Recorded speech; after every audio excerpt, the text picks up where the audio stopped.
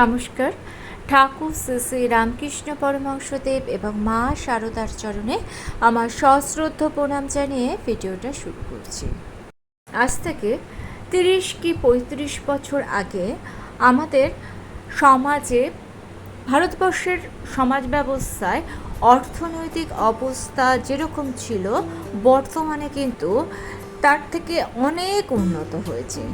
আমরা কিন্তু অনেক পণ্য সামগ্রী ব্যবহার করি যেগুলো হয়তো আমাদের শখের জিনিস, সবসময় সেটা প্রয়োজন নয়, কিন্তু আজ থেকে 30-35 বছর আগে যাদের বয়স ইয়ং ছিল তারা মনে করে দেখুন, তাদের কিন্তু এই রকম আর্থিক সচ্ছলতা ছিল না।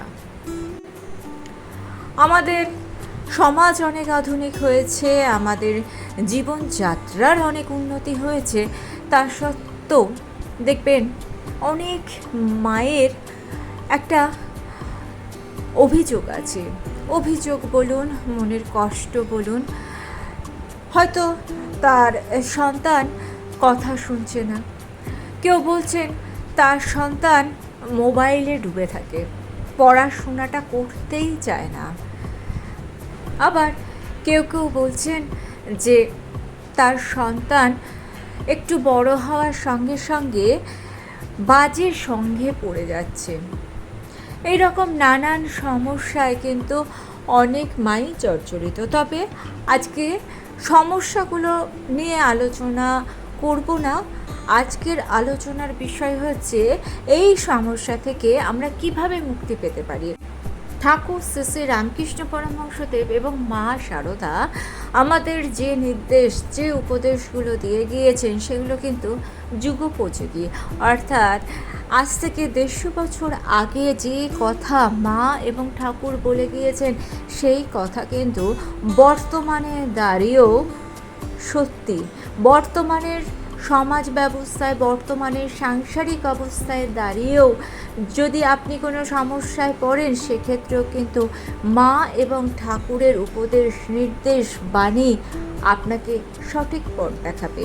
তাই আজকের ভিডিওর যে সমস্যার কথা বলা হচ্ছে, অর্থাৎ সন্তান যখন কথা শুনছে না, তখন সেই পরিস্থিতিতে আপনি কি করলে এই সমস্যা থেকে আপনি নিস্তার পেতে পারেন, সেটাই আজকে জেনে নেব ঠাকুর এবং মায়ের নির্দেশ, আদেশ, উপদেশ এবং বাণীর মধ্যে দিয়ে। দেখুন, আপনার সন্তান যেরকমই হোক, আপনাকে আগে একটা কথা মেনে নিতে হবে। সেটা হচ্ছে, আপনি নিজেকে ভাবুন, নিজের সম্বন্ধে আপনাকে ভাবতে হবে আপনি কখনো ব্যর্থ মা নন। মা কখনো সন্তানের খারাপ চায় না। মায়ের ব্যথা ঈশ্বর কিন্তু বোঝেন। গীতায় স্বয়ং শ্রীকৃষ্ণ বলছেন যে মানুষ যদি খারাপ পথে চলে যায় তাহলেও কিন্তু তাকে ফিরিয়ে আনা সম্ভব। তাই আপনি এইটা ভাবুন যে আজ হয়তো আপনার সন্তান একটু ভুল পথে গিয়েছে, কিন্তু তা বলে সে যে কোনোদিন ফিরে আসবে না সেই ভুল থেকে, সেটা আপনি কখনোই ভাববেন না। স্বয়ং মা শারদা বলছেন যে সন্তান যখন কাদা মেখে আসে তখন মা কি তাকে দূরে ঠেলে দেয়?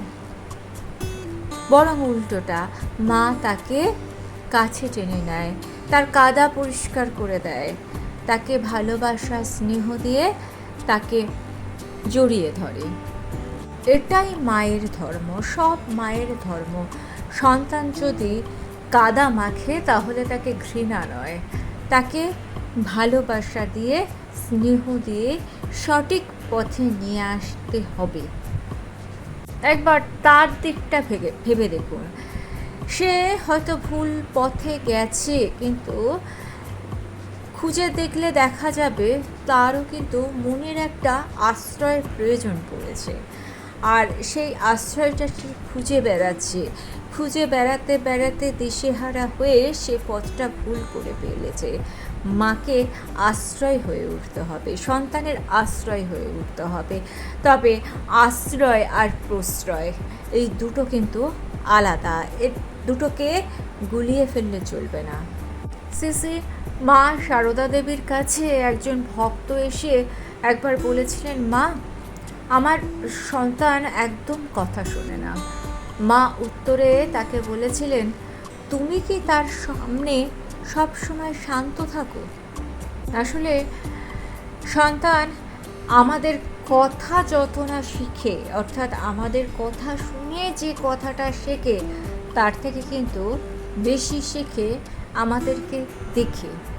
যদি বাড়ির মধ্যে সবসময় রাগ, হিংসা, পরনিন্দা, পরচর্চা, সমালোচনা এগুলো চলতে থাকে, তাহলে তার মনের মধ্যেও কিন্তু এর একটা প্রভাব পড়ে। উপনিষদে বলা হয়েছে, যেমন ভাব তেমন চিন্তা। তাই প্রথম শুরুটা করতে হবে নিজের থেকে।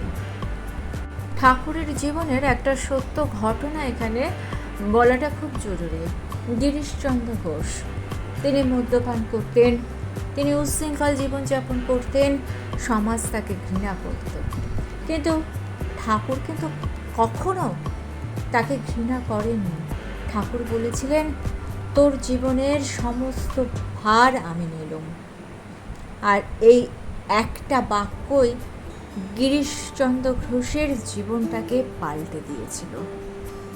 কারণ ভালোবাসা মানুষকে পরিবর্তন করে, ভালোবাসা মানুষকে নরম করে, ভালোবাসা মানুষকে ভুল পথ থেকে ঠিক পথের দিকে চালিত করে। অনেক মা আছেন যারা সবসময় তাদের সন্তানকে বলেন, তোর দ্বারা কিচ্ছু হবে না। শুধু তাই নয়, আশেপাশের বন্ধু বান্ধব, পাশের বাড়ির ছেলে বা মেয়েটার সঙ্গে সব সময় তুলনা করছেন যে ওকে দেখ, ওকে দেখে শেখ। আর তুই কি দেখেছিস? ওকে দেখে শেখ। এই যে তুলনা, এই যে নেগেটিভ কথা, তোর দ্বারা কিছু হবে না, এর মতো বাজে কথা, এর মতো নেগেটিভ কথা কোথাও নেই। এই নেগেটিভ কথা যদি আপনি আপনার সন্তানকে বলেন, তাহলে তার মনের মধ্যে আপনি নিজে হাতে করে বিষ ঢেলে দিচ্ছেন।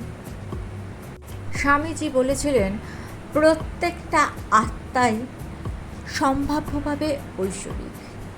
আপনার সন্তানের মধ্যেও আলো আছে, সেই আলোটা নিভে গিয়েছে, সেই আলোটাকে জ্বালিয়ে তুলতে হবে। তাহলে চলুন আমরা এইবার জেনে নিই যে বাস্তব জীবনে আমরা কি করতে পারি, যার জন্য সন্তান মাকে আশ্রয় করতে পারে, ভুল পথ থেকে ফিরে আসতে পারে। প্রথম যে কাজটি করতে হবে সেটা হচ্ছে প্রার্থনা করুন। ঈশ্বরের কাছে প্রার্থনা করুন, আপনার ইষ্ট দেবতার কাছে প্রার্থনা করুন। ভয় পাবেন না। ভয় না পেয়ে সন্তানের মঙ্গল চেয়ে ঈশ্বরের কাছে প্রার্থনা করুন। প্রত্যেক দিন সকাল এবং রাতে আপনার সন্তানের নাম ধরে ঈশ্বরের কাছে প্রার্থনা করুন যে, ঠাকুর, আমার সন্তানকে পথ দেখাও, সঠিক পথ দেখাও। দ্বিতীয়, সন্তানের সঙ্গে বন্ধুত্ব করুন। তাকে শুধু উপদেশ দিলে হবে না। আপনি উপদেশ দিয়ে চলে যাবেন আর সে সেগুলো মেনে নেবে বা সেই মতোই কাজ করবে, এটা ভাববেন না, এটা সম্ভব নয়। আপনারও একদিন ওই বয়সটা ছিল, কিন্তু আপনারও একটা বয়স ছিল যে বয়সে আপনার হয়তো শুধু খেলতেই ভালো লাগতো, আপনার হয়তো বেশ গল্প করতে ভালো লাগতো, আপনার হয়তো সিনেমা দেখতে ভালো লাগতো, গান শুনতে ভালো লাগতো। ওরও কিন্তু সেটা ইচ্ছে করে। আর বর্তমানের ছেলেমেয়েরা কিন্তু ভীষণ একা। এটা আপনি মানুন আর না মানুন।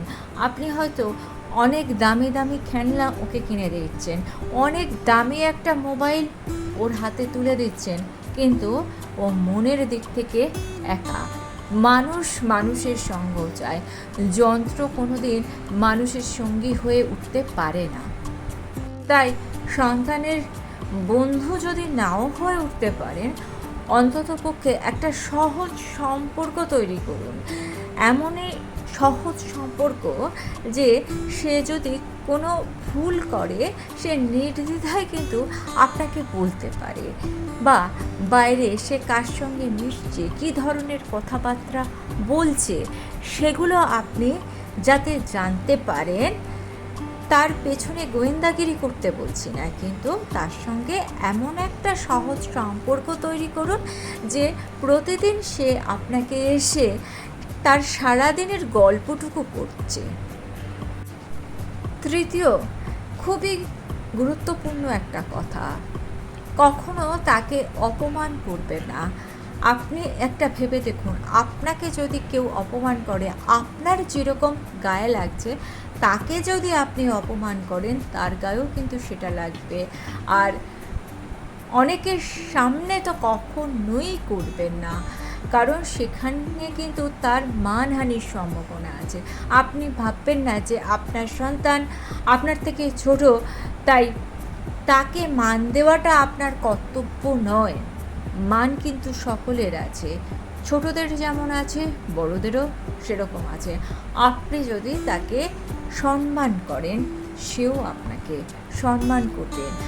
আর এই সম্মানটা কিন্তু একদম ছোটোবেলা থেকে করবেন। সেটা কী ধরনের? ধরুন, তার কথার গুরুত্ব দেবেন। যে কোনো আলোচনা যখন করছেন তখন তার মতামতটা জানতে চাইবেন, যাতে সে বুঝতে পারে যে এই সংসারে বা এই ফ্যামিলিতে তারও একটা বড় ভূমিকা আছে, তারও কথার দাম আছে। এই কথাটা যদি তাকে বোঝান, তাহলে ফ্যামিলি বন্ডিংটা কিন্তু ভালো হবে। আর যেখানে ফ্যামিলি বন্ডিং ভালো থাকে, সেই ফ্যামিলির ছেলেমেয়েরা সাধারণত ভুল পথে যায় না, কিংবা গেলেও তাদেরকে খুব তাড়াতাড়ি ফিরিয়ে আনা সম্ভব হয়। চতুর্থ, ঘরে একটু আধ্যাত্মিক পরিবেশ তৈরি করুন। সব সময় চিৎকার চেঁচামেচি, টিভির আওয়াজ, মোবাইলের অশান্তিমূলক ভিডিও দেখা, এগুলো থেকে একটু দূরে সরে থাকার জন্য একটা আধ্যাত্মিক পরিবেশ দরকার। তার জন্য সুন্দর গান চালাতে পারেন, কিংবা গীতার দুটো কথা তার সঙ্গে আলোচনা করতে পারেন। বলতে চাইছি, একটু গল্প করুন। আপনি আপনার মতো মোবাইল নিয়ে বসে আছে, সে তার মতো মোবাইল নিয়ে বসে আছে। এটা যদি করেন তাহলে তার সঙ্গে আপনি আপনার মনকে কানেক্ট করতে পারবেন না, আপনি যতই তার গর্ভধারিণী মা হোক না কেন। পঞ্চম, দয়া করে কারুর সঙ্গে তুলনা করবেন না। ও অতটা নম্বর পেয়েছে, তোমাকেও ওই 95% নম্বরই পেতে হবে, এটা বলবেন না। আপনি তাকে বলুন যে তোমাকে জীবনের পথে দাঁড়াতে হলে ভালো মতো পড়াশোনা করতে হবে, সেটা তোমাকে করতে হবে। কাউকে পা দিয়ে ঠেলে এগিয়ে যাওয়ার শিক্ষাটা দেবেন না। তাহলে আপনি যদি এইরকম ধরনের শিক্ষা দেন, তাহলে সে কিন্তু আপনাকেও একদিন ঠেলে বেরিয়ে চলে যাবে, আপনি কিছুই করতে পারবেন না। জীবনে এগিয়ে যাওয়া মানে কিন্তু কারোকে ধাক্কা দিয়ে এগিয়ে যাওয়া নয়। জীবনে নিজের পথে এগিয়ে যাওয়াটাই খুব জরুরি। সবাইকে যে ধাক্কা মেরে ঠেলে ফেলে এগিয়ে যেতে হবে, আর সেটাকেই এগিয়ে যাওয়ার একমাত্র উপায়, সেটা কিন্তু নয়। এই শিক্ষাটা দয়া করে তাকে দেবেন না। যদি সে ভুল পথে যায়, তাকে ফিরিয়ে আনার চেষ্টা যেমন করবেন, সেরকমভাবে আপনাকে ধৈর্য ধরতে হবে। আজকে দুটো ভালো কথা কাল তাকে আপনি বললেন, আর আপনি যদি মনে করেন কালকেই সে পরিবর্তন হয়ে যাবে, এটা ভুল ধারণা। এটা জানবেন যে খারাপ হতে কিন্তু বেশি সময় লাগে না, যে কোনো জিনিস ভালো হতেই সময় লাগে। তাই ধৈর্য আপনাকে ধরতে হবে। মায়ের কান্না ঈশ্বর সবসময় শোনেন, তবে ঈশ্বর তখনই মায়ের কান্না শোনেন যখন সেই মা অন্য কারুর ক্ষতি চায় না। আপনি যদি অন্যের সন্তানকে হিংসা করেন, অন্যের সন্তানের খারাপ চিন্তা করেন, তাহলে আপনার সন্তানের ভালো হওয়া সম্ভব নয়। ভয় পাবেন না। আপনি আপনার ঈশ্বরের প্রতি, আপনার ইষ্ট দেবতার প্রতি বিশ্বাস রাখুন, আপনার সন্তানের প্রতি বিশ্বাস রাখুন, আপনার নিজের প্রতি বিশ্বাস রাখুন। ভগবানের ওপর বিশ্বাস রেখে যে কাজগুলো বললাম সেই কাজগুলো করুন। দেখবেন আপনার সন্তান ধীরে ধীরে একদিন আপনার শক্তিটাকে অনুভব করতে পারছে। আর যখন সে আপনার থেকে শক্তিটাকে অনুভব করবে, তখন তার মধ্যে এমন একটা শক্তি কাজ করবে, সে কিন্তু নিজেকে আস্তে আস্তে চেঞ্জ করতে শুরু করবে। দেখবেন সে খুব খুব ভালো হয়ে উঠবে। ভিডিওটা ভালো লেগে থাকলে চ্যানেলটাকে সাবস্ক্রাইব করে নিয়ে পাশে থাকা বেল আইকনটা প্রেস করে দিয়ে অল অপশনটা ক্লিক করে দেবেন। তাহলে যখনই নতুন কোনো ভিডিও আপলোড করব তার নোটিফিকেশন আপনাদের কাছে পৌঁছে। ঠাকুর ও মায়ের চরণে প্রণাম জানিয়ে আজকে এই পর্যন্তই। Thanks for watching.